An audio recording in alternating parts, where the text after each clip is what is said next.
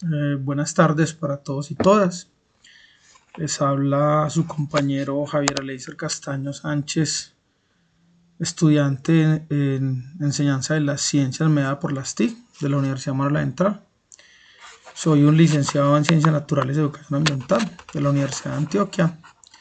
En este momento me encuentro laborando con la Gobernación de Antioquia en la enseñanza de las ciencias básicas, la biología, la física y la química.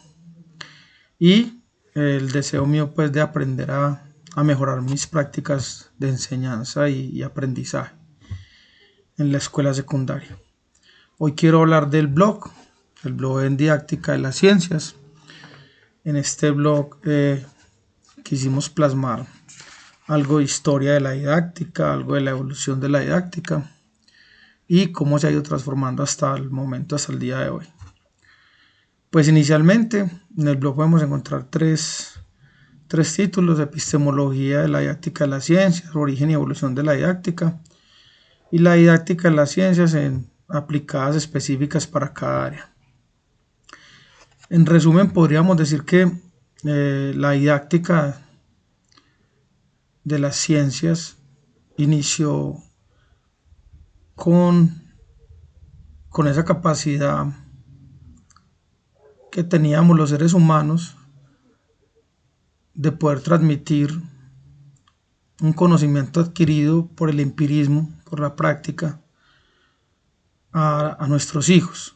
Si nos retomamos a la era de las cavernas, lo que ellos iban aprendiendo con sus sentidos, con sus experiencias, con el ensayo y error, se lo iban transmitiendo a las otras generaciones, a los más jóvenes.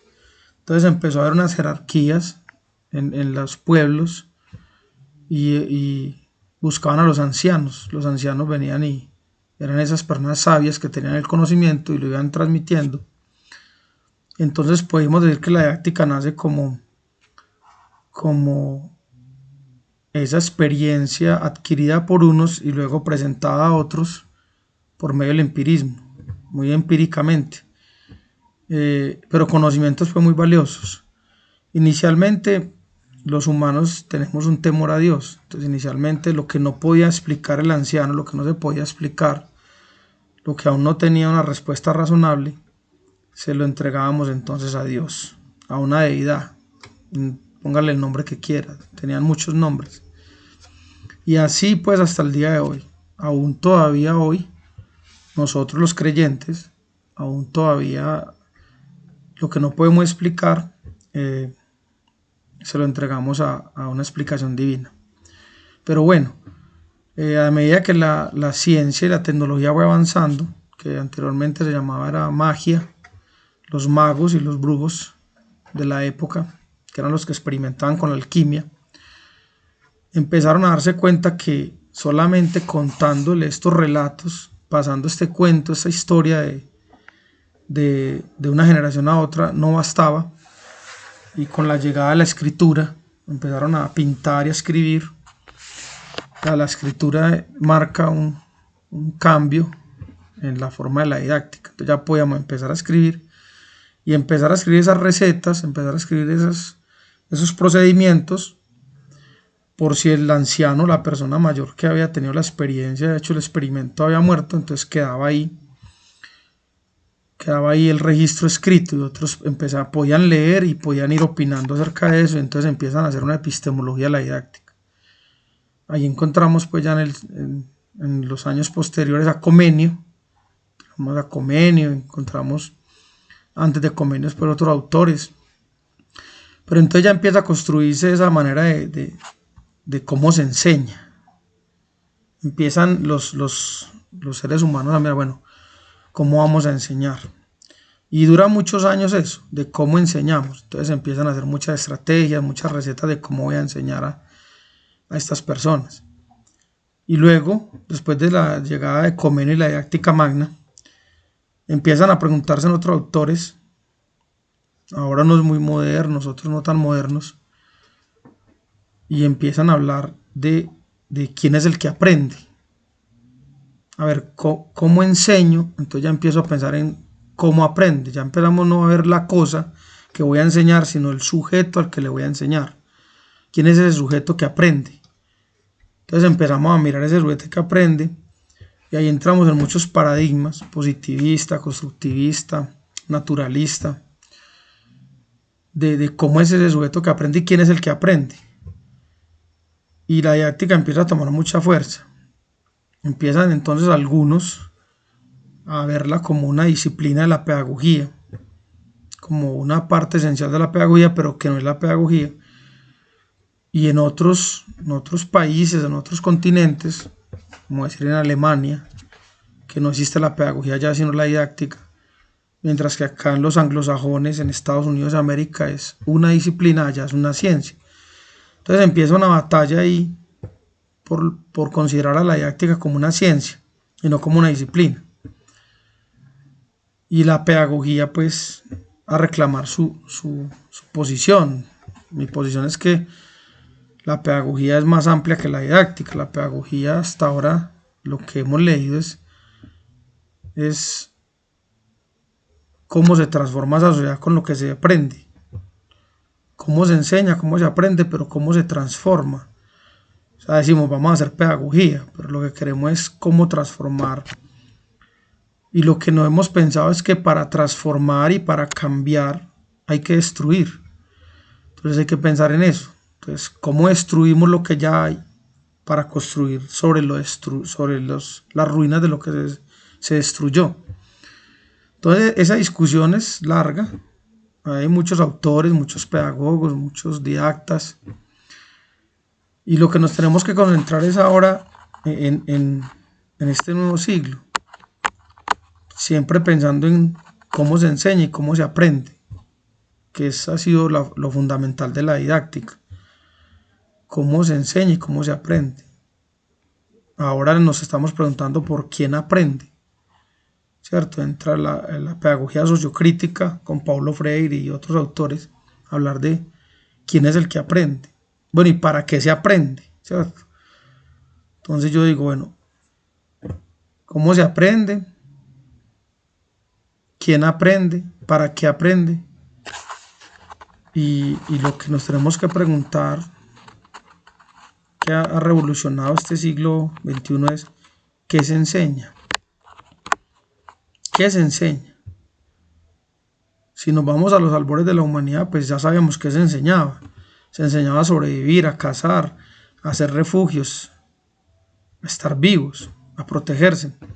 Pero hoy en día que ya hemos pasado todos los obstáculos y tenemos grandes empresas de alimentos y de viviendas, y ya estos jóvenes, ¿qué les vamos a enseñar? ¿Qué se enseña? Entonces se enseña a vivir. Nuevamente tenemos que enseñarles a vivir, pero ya este mundo es otro. Ya no es ese mundo de ir a cazar, ese mundo de las cavernas, ese mundo de escondidos, con miedos. Es otro mundo, otra selva, donde hay otros peligros, donde hay otras cosas. Y estamos en la era digital. Entonces aquí viene ya lo nuevo, o sea, viene la enseñanza de las ciencias basada y mediada por las TIC.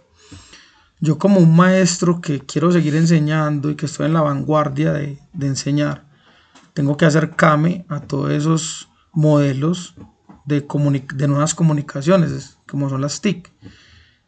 Todos esos software, todas esas inteligencias artificiales, todos esos programas. Y hay que empezar a interactuar con ellos. El COVID yo creo que nos enseñó eso. En el COVID muchos de nuestros colegas y de mis compañeros que me están hoy viendo acá en este video, nos tocó sentarnos en una cámara y dar la clase por una cámara y responder los chats y meternos a hacer cuestionarios en Google y hacer una clase en Classroom y montar blog y montar una página web. Yo de hecho tengo mi página website, aleiser29website.com. Ahí tengo mis clases grabadas de ciencias, monto mis videos y mis laboratorios, monto las planillas, monto los talleres, los conversatorios, los foros. Y ya se acabó el COVID, pero no podemos devolvernos atrás. O sea, el COVID nos obligó, nos enseñó que viene una virtualidad. De hecho, nosotros hoy estamos haciendo una maestría virtual. Nos tenemos que conectar, mirar los días de las clases sincrónicas, que la cámara no funciona, que el audio, que no podemos hablar, que de cómo hacemos y estar bajando en YouTube y en otras plataformas un montón de tutoriales para hacer unas tareas y unos asuntos. Entonces yo pienso que ahora es más complicado y más con este chat GPT, estas otras inteligencias artificiales que hay, donde los estudiantes le llegan a uno con un trabajo excelente, pero no lo hizo él, ni lo leyó. Entonces ahí tenemos que cambiar nuestras metodologías, tenemos que cambiar nuestras formas de evaluar, nuestras formas de mirar, nuestras formas de pensar. Y como dije hace un rato, que cómo enseñamos, qué enseñamos, para qué enseñamos, quién es el que aprende, para qué aprende y qué es lo que queremos transformar, pero qué es lo que queremos deformar, ¿cierto? Porque para transformar siempre tenemos que deformar otra cosa. Entonces es muy importante preguntarnos a todos nuestros compañeros que están haciendo hoy la maestría y que pueden leer mi blog, lo que hay unas reflexiones ahí, muchas de ellas pues consultadas en muchas páginas, voy a ir sacando todo eso así como buscando un hilo conductor. Pero lo que nos tenemos que pensar es ¿qué enseñamos? ¿Seguimos enseñando lo mismo? ¿O estamos enseñando lo que los gobiernos dicen? ¿Y a quién estamos enseñando? ¿Qué estamos haciendo? ¿Estamos teniendo obreros, mano de obra calificada, obediente, con la camisa por dentro? ¿O estamos en realidad formando sujetos críticos y reflexivos que puedan transformar el mundo? Hoy se puede mirar, gracias a las tecnologías, podemos ver el genocidio que hay en Gaza. En la Segunda Guerra Mundial no sabíamos que estaba pasando ese genocidio, sabíamos que había una guerra. Después se descubrieron esos hornos crematorios y se descubrió toda esa barbarie de la CIS, la Sociedad Secreta de los Nazis. Pero hoy estamos viendo el genocidio en Gaza, por cuenta de Israel, por cuenta de Irán, de Libia, Estados Unidos, pero no estamos haciendo nada. Salen 2 o 3 personas por ahí a alegar, pero la gente que realmente nos maneja, no estamos haciendo nada por eso. Y los niños están muriendo y no estamos haciendo nada. Entonces, y lo mismo pasa en Colombia. Aquí en Colombia también nos alejamos mucho en las escuelas rurales de colegas y maestros que solo van a ganarse en la plata y ya. Dicen, yo esto no lo voy a cambiar.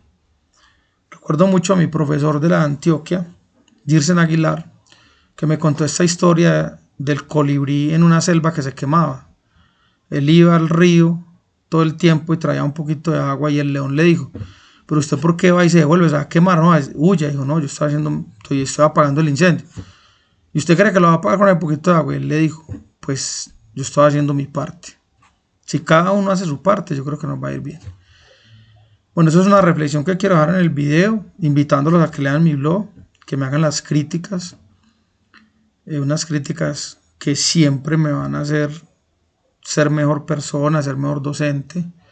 Yo creo que reconocer el error hace que uno cambie, reconocer que hemos fallado nos hace retroceder y volver a arrancar hacia adelante.